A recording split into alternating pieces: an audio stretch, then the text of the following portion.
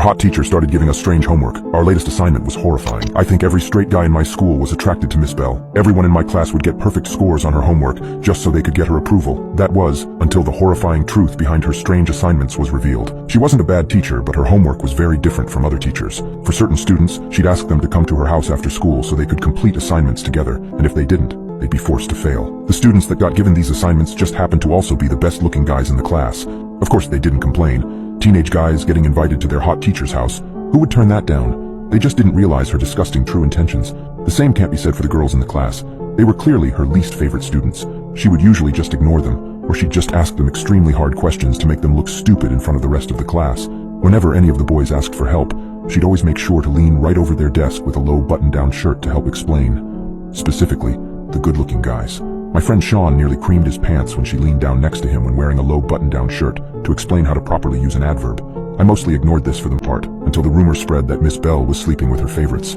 I thought this was bad enough, but the actual truth of what she was doing was so much worse. Most guys were fine with this rumor, but I always thought it was really weird that her students were around 15 or 16 at this point. That's really not okay. I don't care how hot people think it is. It's a bit personal for me, if I'm honest.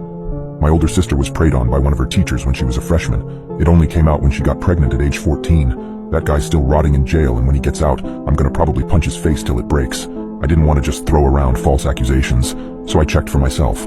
I asked my friend Sean, who happened to be one of her favorite students. We were playing video games, eating mozzarella sticks, and just chatting it up when I decided to bring up Miss Bell. So, what do you think about her? I asked, snatching another mozzarella stick off the pile. Sean's face lit up in a way that made my stomach twist. Oh man, she's the greatest. I got to study at her house last Saturday, he said. I swallowed. Did all you do was study? I asked, glancing up the stairs to make sure Mrs. Barnett wasn't within hearing distance. Sean grinned and leaned in close. We did it on her kitchen table, he said. Well, that confirmed it. Dude, she's like 30. That's not cool, I said, jerking away and nearly knocking over Mount Mozzarella. Sean snorted and rolled his eyes. Come on, it's not like I didn't want it. And she's not 30, she's 28, he said, as if that made it all better. I'm telling you, it's kinda creepy that a 28-year-old woman wants to do it with a 16-year-old, I said. He shrugged, and the conversation ended there. I wish I asked more. Maybe he would have told the truth about what she was really doing. God, I really should have talked with Sean about it more. That Friday, I'd forgotten my copy of To Kill a Mockingbird in Miss Bell's class and was heading back to get it when I saw she wasn't alone in class. Maybe hoping to get some evidence of her creeping on teenage boys, I listened in. I recognized the other person as Malcolm. Malcolm wasn't the brightest bulb in the package. He'd been held back a year and thought of himself as a badass just because he graffitied the school before.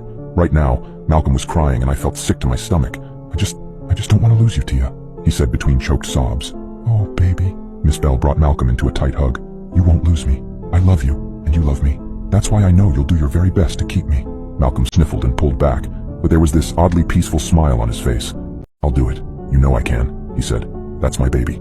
I darted off after that, resolving on Monday that I'd go to the principal and tell him about the conversation I heard. I needed that much time to work up my nerve. I really wish I wasn't such a coward then. That night, Malcolm went into Taco Bell and put 3 bullets in Chase Stanford's chest. It was all over Facebook. My feed went from cute animal rescue stories and memes to holy poop someone shooting up Taco Bell. The only person killed was Chase, and thank God no one else was injured, but it shook me to the core when it came out that the shooter was Malcolm. I thought this was extremely weird, especially after what I heard from him in Miss Bell's room. This was even more freaky when I came to the realization that Chase Stanford was another one of Miss Bell's favorite students.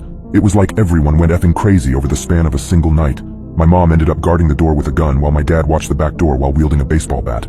I was ordered to stay in my room, and if I heard anything suspicious to immediately call 911. Turns out this wasn't the only thing that happened that night. Malcolm's murder spree had only just begun, and it wasn't only him who had suddenly gained a lust for blood.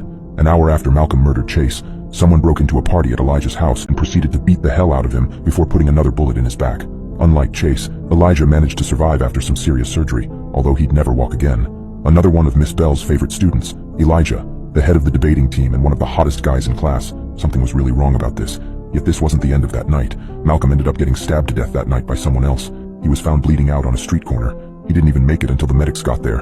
In his jacket pocket was a confession and a dedication. He was doing this all for his girl, to prove that he was going to be her true love forever and ever. Murder everywhere.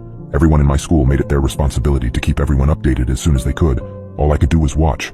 Max Reed broke into Brad Watson's house with a knife and murdered his parents. Brad ended up throwing Max down the stairs and the idiot broke his neck. Brad then broke into the hospital where Elijah was being treated and tried to get to him. He obviously got arrested. Someone broke into Jake Curtis's house and when he found out Jake wasn't there, ended up shooting both of his parents. Jake wasn't there because he was choking Oliver Ballard to death. The list goes on, and there was a clear pattern. Each of the murderers/victims were the favorites of Miss Bell. I had a breakdown and told my parents what I'd figured out. They immediately called the cops and tipped them off. Of course, the cops went to Miss Bell's house, but she was long gone. She'd probably not even returned home after school let out. Her car was found abandoned a few miles out of town. I ended up getting questioned about the other favorites, and I listed who else I knew was rumored to be a favorite.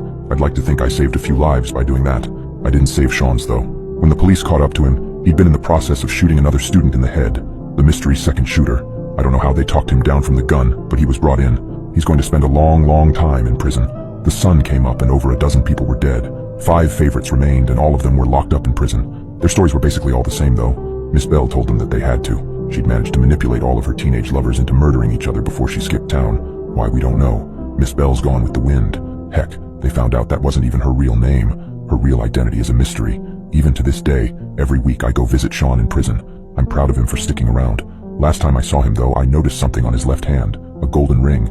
I asked who gave it to him. He just smiled and changed the subject, but I'm worried about him. I wonder if Miss Bell is still lurking around, waiting for her favorite student to get out of prison.